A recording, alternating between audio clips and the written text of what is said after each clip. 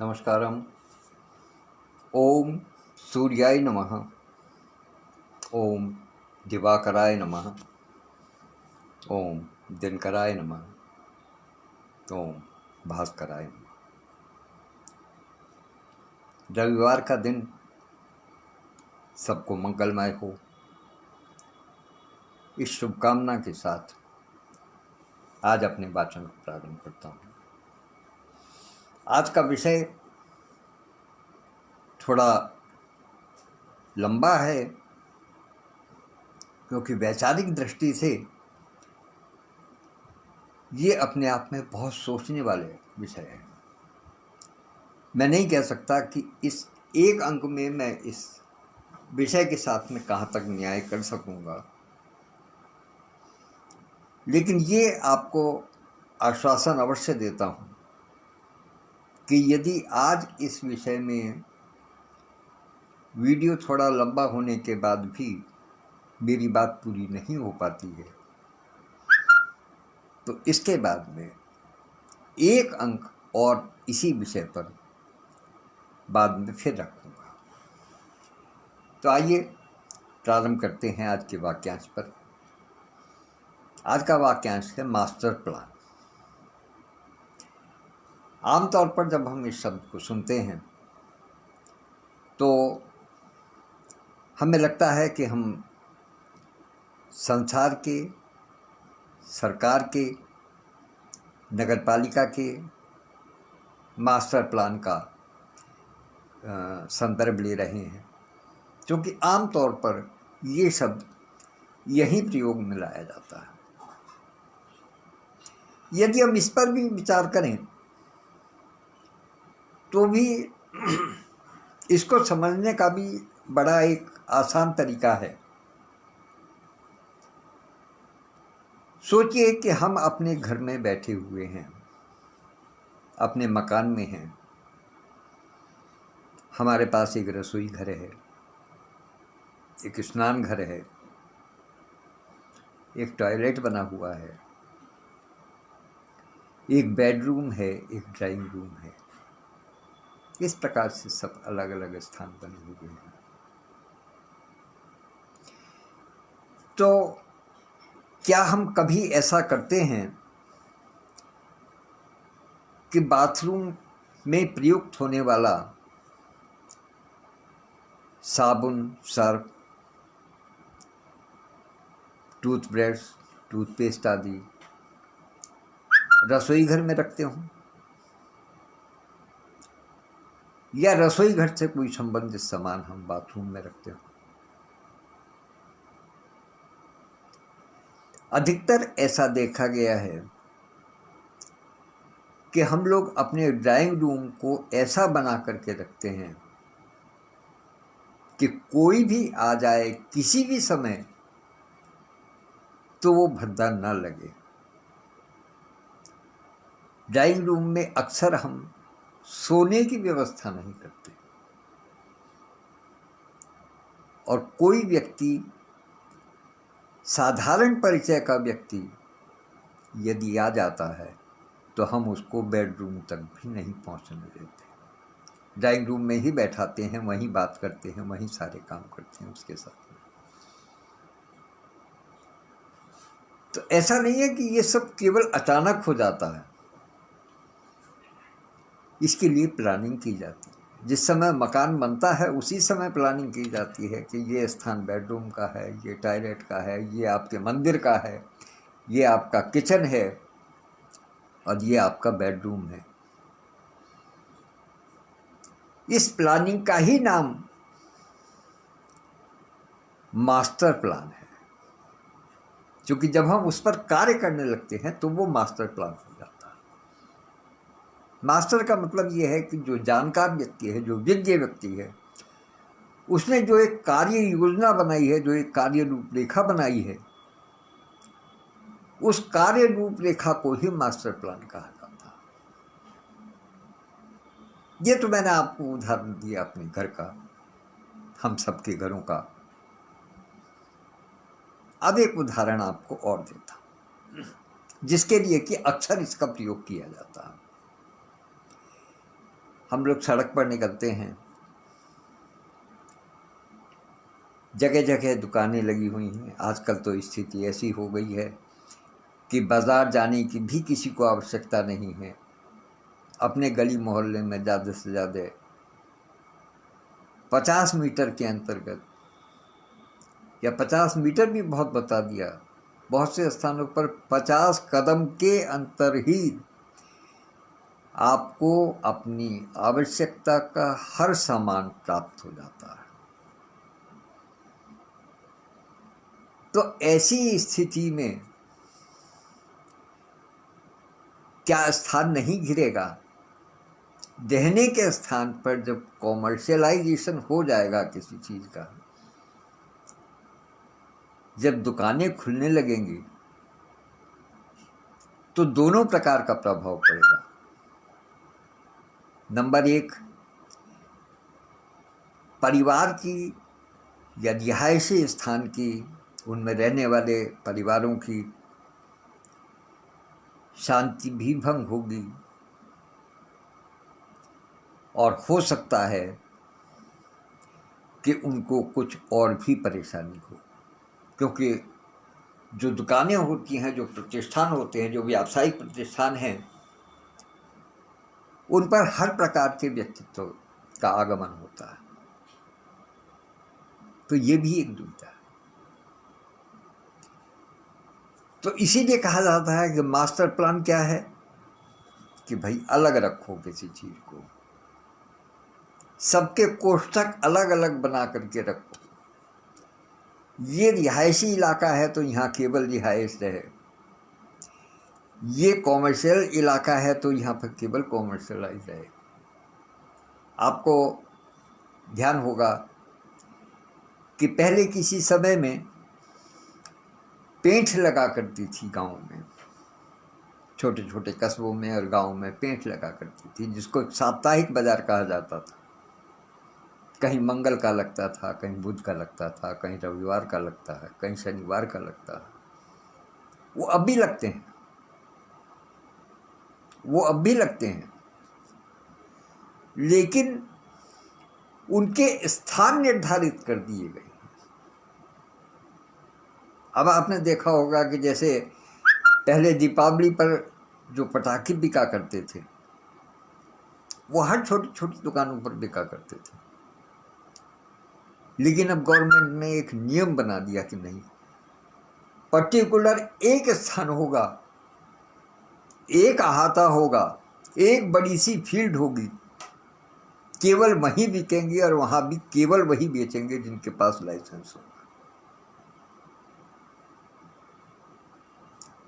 इसका नाम है प्लान, और ये है मास्टर प्लान। किस लिए? ताकि कहीं किसी की छोटी सी त्रुटि के कारण भी कोई भीषण दुर्घटना न हो। तो हर छोटी कमी के कारण बड़ी दुर्घटना को टालने के लिए जो रूपरेखा तैयार की जाती है, उसको हम कहते हैं मास्टर प्लान।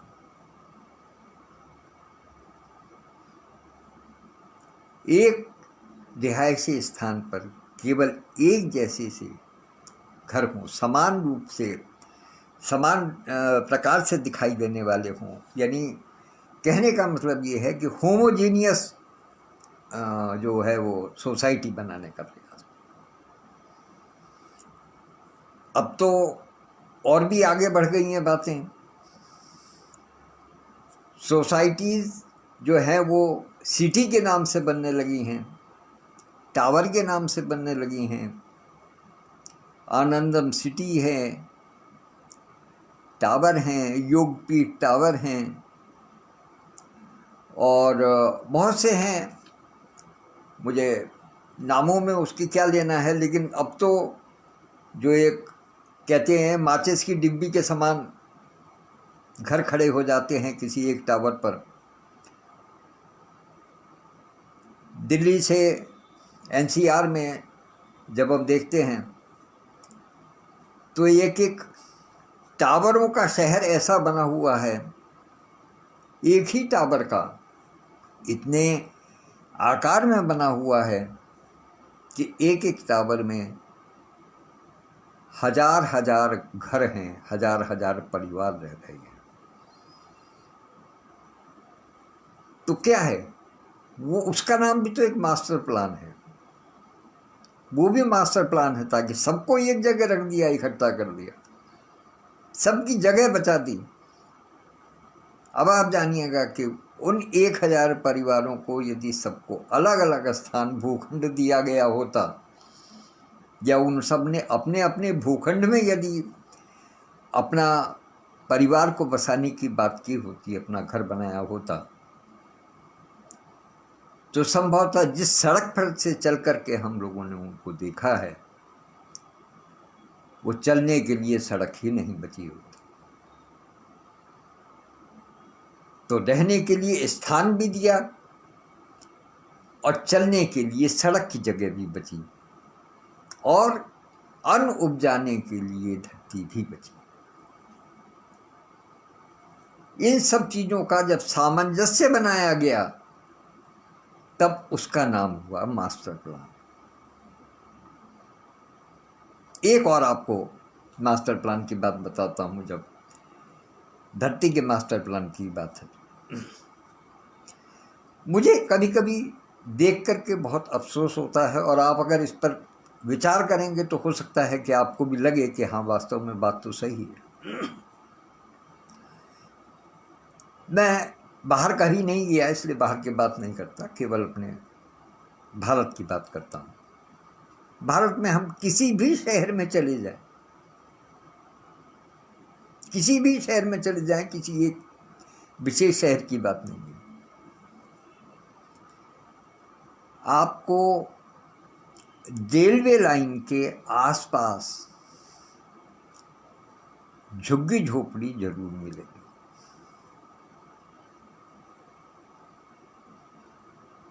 अब ये समझिएगा कि क्या झुग्गी झोपड़ी डालने के लिए उनको अधिकृत किसने किया है? जो यहाँ के जो भी मूल निवासी हैं, उन सब के पास अपना रहने का स्थान जरूर रहा है, उन सब के अपने जीवन यापन के लिए, अपने रहने के लिए स्थान जरूर रहा है। भले ही पहले ज़्यादा रहा हो, अब धीरे धीरे परिवार की यूनिट जब बढ़ती गई, यूनिट छोटी होती गई, परिवार में विघटन होता चला गया, संयुक्त परिवार की जगह एकल परिवार ने ले ली, तो निश्चित रूप से जो भी जमीन का आवंटन है, जो जमीन का आकार था, वो टुकड़ों में बट गया, तो टुकड़े छोटे छोटे हो गए। लेकिन आप इस बात का ध्यान करें और विचार करें, और इस पर यदि गहन अध्ययन करें और इसकी सूक्ष्म जांच करें, तो कोई भी व्यक्ति, तो खैर नहीं कह सकता, लेकिन बहुत कम संख्या में व्यक्ति ऐसे होंगे जिनके पास अपनी जमीन नहीं है। फिर झुग्गी झोपड़ी पर, सरकार की जमीन पर कब्जा करने का क्या औचित्य है? हर मनुष्य चाहता है कि वो अपने घर में रहे। क्यों चाहेगा कि वो पन्नी डाल करके झुग्गी झोपड़ी में रहेगा? वो कब रहता? जब उसकी मजबूरी होती है, उसके पास कोई स्थान नहीं होता। और स्थान किसके पास नहीं होता, ये मुझे कहने की आवश्यकता नहीं है, क्योंकि बात कहीं राजनीतिक क्षेत्र तक पहुंचेगी। लेकिन अपने अंदर से सोचिए, यदि उन सबके आधार कार्डों की गहनता से जांच कर ली जाए, तो संभवतः उनमें से 95% लोग ऐसे होंगे जो कि इस देश के मूल नागरिक नहीं हैं। ये एक मास्टर प्लान है या क्या है जो कि डेमोग्राफी चेंज कर रही है पूरे भारतवर्ष की। इस पर ध्यान देना बहुत आवश्यक है। ये किसी जाति, धर्म या राजनीतिक पक्ष, उसका कोई मतलब नहीं है, लेकिन जो जहाँ का मूल नागरिक है उसको चलने में परेशानी हो, उसको अपना स्थान कायदे से करने में परेशानी हो, सरकार को प्लानिंग करने में परेशानी हो, और वो किसके कारण? जो वास्तव में उसके अधिकारी नहीं हैं, जिन्होंने अनधिकृत चेष्टा की हुई है, वहाँ आकर के मास्टर प्लानिंग फिर होने लगती है।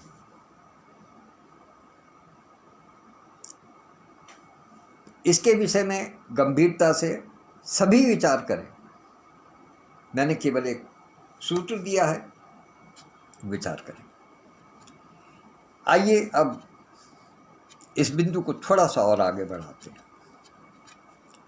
हमारा शरीर ईश्वर ने बनाया है, इसकी संरचना ईश्वर की हुई है। एक एक अंग अपने अपने अति उपयुक्त स्थान पर है। जैसे नेत्र मुख पर बनाए गए हैं, ऊपर की ओर बनाए गए हैं, ताकि हम दूर तक का देख सकें, और मुख पर सामने की ओर बनाए गए हैं ताकि हम जहां देख रहे हैं उधर की तरफ चल भी सकें। हमारे पैरों की संरचना ऐसी है कि हम जिधर देखते हैं उधर ही चलते हैं।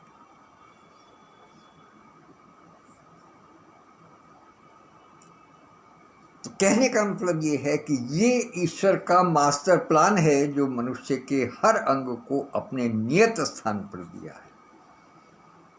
इनमें से किसी भी अंग का स्थान परिवर्तन नहीं हो सकता, फिर उसकी उपयोगिता नहीं रहेगी, वो फिर विद्रूपता आ जाएगी, फिर उपयोगी नहीं रहेगा। ईश्वर ने मानव शरीर की जो संरचना की है वो हर कर्म की, हर क्रिया के, हर वर्ग की उपयोगिता को देखकर। पैर नीचे ही क्यों बनाए हैं? इसलिए ताकि चलने में आसानी रहे। अगर हाथ की जगह पैर हुए होते तो मनुष्य किस प्रकार से चल पाता, या पैर की जगह हाथ हुए होते तो वो किस प्रकार से अपना कार्य कर पाता? वो हर समय तो गंदगी में ही घुसा रहता। तो इसलिए ये एक मास्टर प्लान है ईश्वर का, जिसने कि हमारे शरीर को बनाया है। इसको थोड़ा सा और लाइट मोड में देख लें तो ईश्वर ने जो दो कान बनाए हैं, ये यदि इस स्थान पर होने की जगह कहीं और होते तो हम अपनी ऐनक कहाँ लगाते? ऐनक लगाने के लिए स्थान कान भी हैं और ये नाक भी है जहाँ पर कि ऐनक टिकती है, और इसके साइड में दोनों ओर आँख। मतलब पूरी व्यवस्था ईश्वर ने मास्टर प्लान के तहत की हुई है हमारे शरीर की संरचना। और आगे चलें तो उस ईश्वरीय विधान ऐसा है उसका, उसने उसको भी मास्टर प्लान किया हुआ है।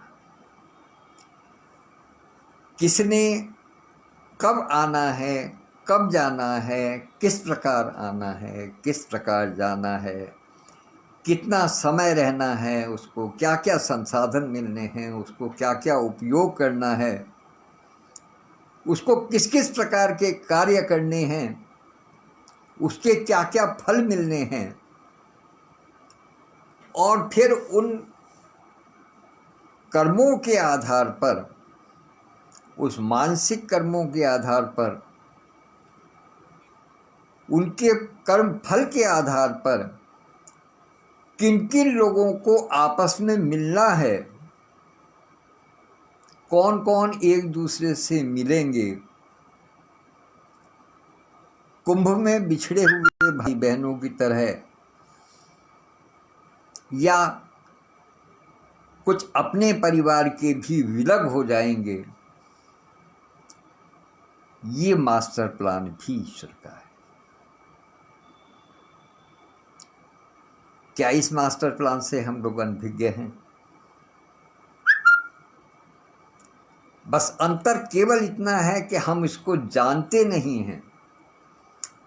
ईश्वर की जो प्रोग्रामिंग है, जो प्लानिंग है, उनके मस्तिष्क में है, या कहिएगा वो उनके सुपर कंप्यूटर में है, जो कि हर समय चलता रहता है। कोई क्षण ऐसा नहीं है जिसने कि इस धरती पर किसी का आना या जाना नहीं है, लेकिन किसका किस समय किस प्रकार से जाना है, इसकी जानकारी केवल उन्हीं है। और एक और मास्टर प्लान की बात बताता हूं आपको। जिस समय किसी जीव का यहाँ से जाना होता है, विशेष रूप से मनुष्य का, तो कुछ मुख्य रूप से कारण होते हैं। कोई बीमारी होती है, कोई एक्सीडेंट हो जाता है, किसी से मारपीट हो जाती है, या दिल का रुक जाना होता है, श्वास गति रुक गई। मुख्य रूप से यही सब कारण होते हैं। अब थोड़ा सा विचार कीजिएगा कि मान लिया यदि किसी व्यक्ति की बीमारी से मृत्यु हुई है, तो क्या वो बीमारी उसी दिन पैदा हुई थी उसको मारने के लिए?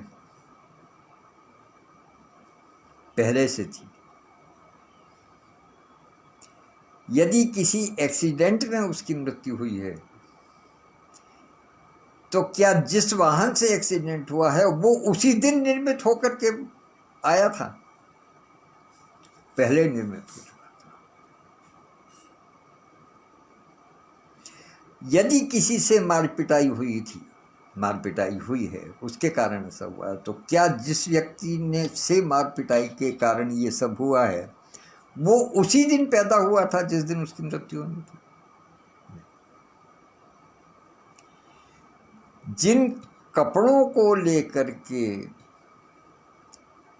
और अंतिम संस्कार किया जाता है, क्या वो उसी दिन उसमें से बने थे? क्या वो उसी दिन निर्मित किए गए थे? नहीं। यदि हम सनातनी परंपरा के अनुसार देखें तो जो दाह कर्म होता है उसमें जो लकड़ियां लगाई जाती हैं, क्या वो पेड़ उसी दिन लगा था? नहीं। सब कुछ पहले से निर्मित था। हमें नहीं पता जिस स्थान पर हमारा परलोक गमन होगा, हम नहीं जानते, लेकिन निश्चित रूप से वो पहले से ही इस धरती पर मौजूद है। हमें ही तो नहीं पता, पहले से ही सब कुछ व्यवस्था है। ये मास्टर प्लानिंग है, इसको कहते हैं मास्टर प्लान। और मास्टर प्लान ऐसा जिसकी किसी को जानकारी नहीं है। ज्ञान है लेकिन मानना नहीं चाहता, इस विषय में सोचना नहीं चाहता। क्यों? क्योंकि वो सांसारिक मास्टर प्लान में ही उलझा रहता है। वो अपने से बड़ा मास्टर प्लानर किसी को नहीं जानता। वो सोचता है कि यदि ये स्थान मेरे उपयोग का है तो मुझे इसको अपने उपयोग में ले लेना चाहिए। सरकार कौन देखने के लिए आ रही है, क्योंकि सरकार कोई व्यक्ति तो है नहीं, सरकार तो आप और हम ही हैं। मुकदमा होगा, लड़ते रहेंगे, कोई दिक्कत नहीं है, लेकिन जब तक हो सकता है तब तक तो हम उसको उपयोग करें, तब तक तो उसको उपयोग करें, क्योंकि हम सबसे बड़ा मास्टर प्लानर अपने आप को मानने लगे, जबकि हमारे मास्टर प्लान की कहीं कोई औकात नहीं। जाने कि जो भी कुछ होना है वो उस विधान के अनुसार होना है। यहीं चूँकि बात अधिक लंबी हो रही है, लिहाजा इस विषय में आगे की बात मैं फिर कभी करूँगा। आज मैं एक और विशेष बात कह करके यहाँ पर अपनी बात को विराम देना चाहता हूँ कि आज की तिथि 9 जून एक ऐसी तिथि है जिसने कि ईश्वर के एक अद्भुत मास्टर प्लान के दर्शन हुए अब से 2 वर्ष पहले, जब एक परिवार में, बल्कि एक परिवार की क्या बात करूं, हमारे ही परिवार में, डॉक्टर सत्य होपटॉक परिवार में एक बुजुर्ग हमारे बाबूजी की अंतिम यात्रा निकलने लगी। जब बाबूजी का देहावसान हुआ, लेकिन ईश्वर का मास्टर प्लान देखिएगा कि बाबूजी की माताजी अर्थात हमारी दादी बिस्तर पर अपने अंतिम श्वास गिन रही थी, बहुत बीमारी की अवस्था में थी। बाबूजी के मन में ये इच्छा थी कि वो कभी जब ऐसा अवसर आएगा, चूँकि दिखाई दे रहा था कि समय बहुत कम है माता जी के पास में, तो इसलिए उनके मन में ये चल रहा था कि मुझे किस किस प्रकार से सारे कार्य करने होंगे, क्योंकि जानते हैं कि ईश्वर की लीला है, जो आया है उसको जाना है, सब समझते हैं। जब परिस्थिति दिखाई देती है तो वो भी सब हर व्यक्ति जानता है। लेकिन माता जी असहाय अवस्था में बिस्तर पर हैं और पुत्र ही चले गए। बड़ी विडंबना की बात थी, और ये कष्ट झेलने के लिए परिवार किसी भी प्रकार से, किसी भी एंगल से तैयार नहीं था।